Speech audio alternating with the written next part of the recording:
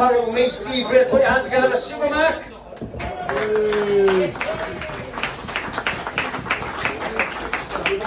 We'll come to the Malcolm McDonald derby in a minute. Newcastle versus Arsenal.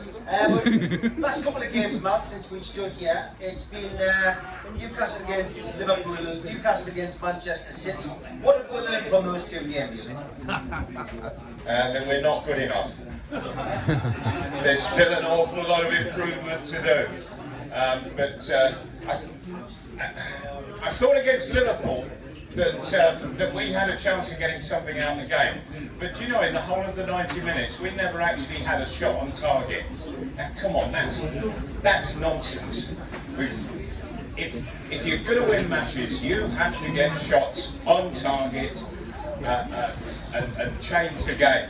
But that's the main failure that Newcastle have experienced in these last few weeks. And, well, I think we know the reason why. And changes certainly need to happen during the closed season.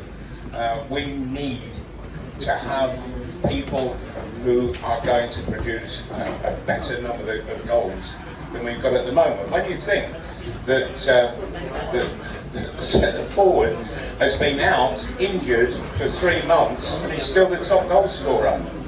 I tell you, I'd be ashamed to be any other forward in that club. We've seen a few players come back in. Obviously, Callum Wilson and Kieran Trippier looked a little bit rusty last week. We've also seen a couple of players such as Lascelles, Longstaff step in, and Longstaff's created a little bit of buzz amongst the press over the last couple of weeks with the talk of him potentially knocking back a new transfer request. You're the president of North Shields. Is there any further forward on that? Do you think Longstaff will stay, or do you think he'll go? I have a feeling that he will stay, but whether or not he can find himself a first team spot throughout next season, I have my doubts. And I'm surprised that Matty, his brother, has sort of been excluded from everything, because I thought Matty had perhaps a better future with Newcastle than maybe Sean did. But nevertheless, the situation is what it is at the moment, but I think it's going to change again for them.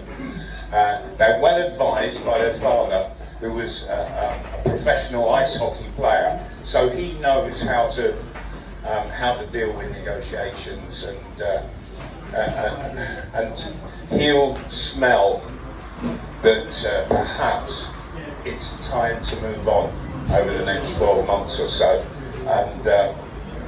and I wish them both well, both Matty and Sean, if they do move on.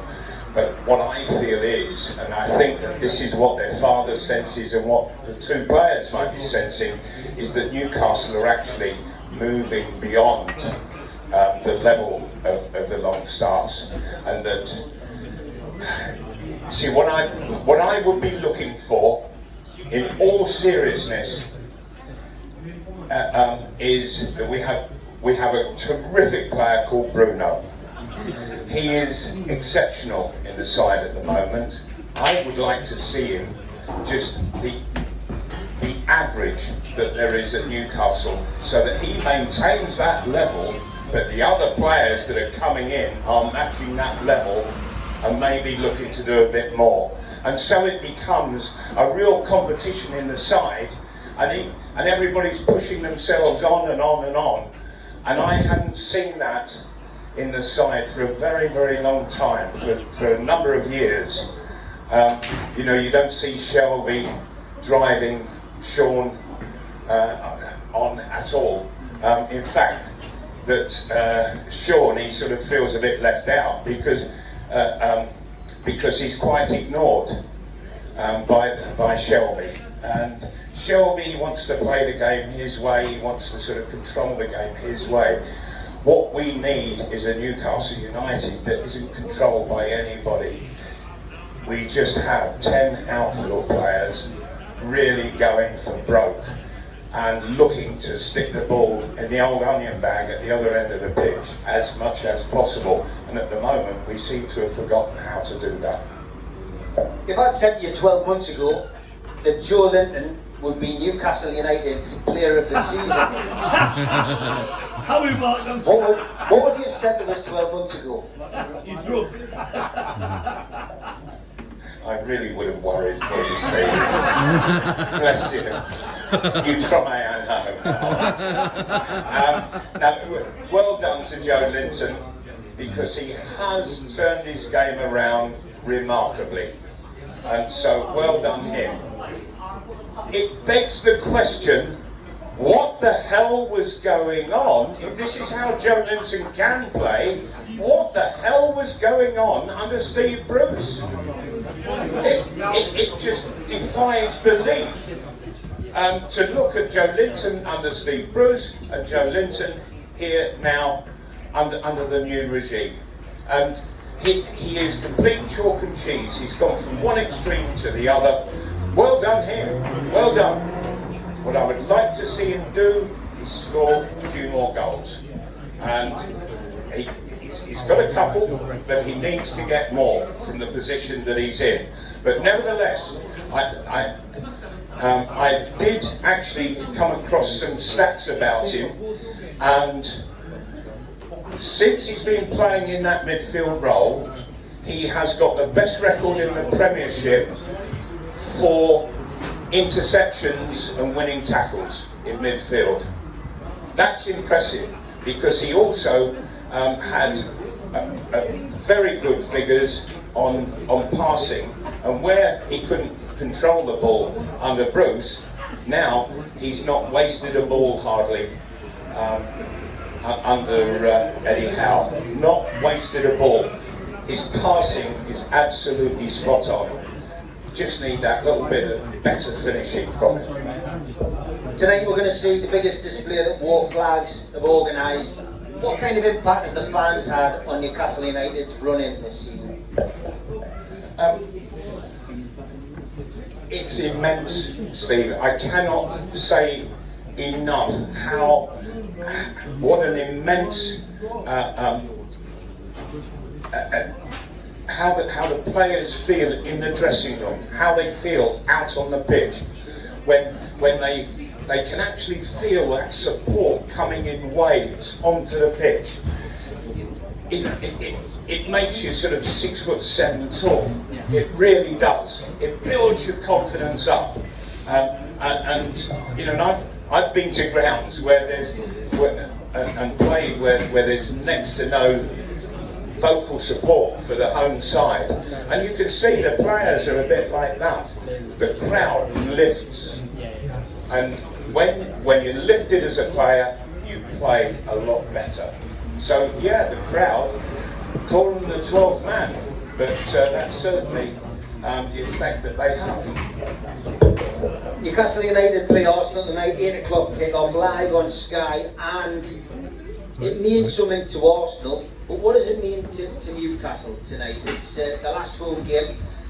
We are safe with a couple of games to go. There's going to be plenty of business to be done on the last game of the season. Newcastle may well be involved in the relegation battle going to Burnley. Arsenal still chasing a Champions League spot. What does it mean to Newcastle tonight? It's the last home game of the season, and with the way that things have turned around since the turn of the new year, the Newcastle players have had a whole new mentality. What they will realise is that this is the last game you're going to see for 3 to 4 months, and they will want to leave you seriously happy, buzzing, alive, talking about next season, starting from the final whistle tonight. And so I'm really expecting them to go out tonight and to go and look to batter Arsenal and really seek to outplay them. And they would have looked very carefully at the Tottenham Arsenal game, and Arsenal, they showed a lot of weaknesses And I would think that the manager and his coaching staff have seen those weaknesses and have got working with the players to go for those same weaknesses. The fella who got sent off, dear me, he really got caught. And so we need that kind of movement up front to catch Arsenal out. Quite who they will be picked as the forward up there today, I'm sorry that I've lost my patience with Wood. I can't cope with the thing at all now, because to me he just really isn't good enough. I think he's a championship player and that's it. Hopefully we've got others that will be playing up front who will create a danger.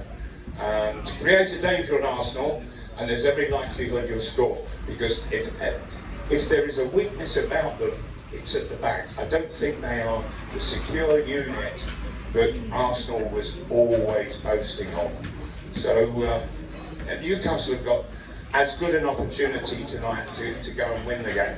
Plus the fact that what you've got to remember is that pressure on Arsenal is immense tonight. They've got to come here and win. A draw is not going to be good enough. Not at all will it be good enough.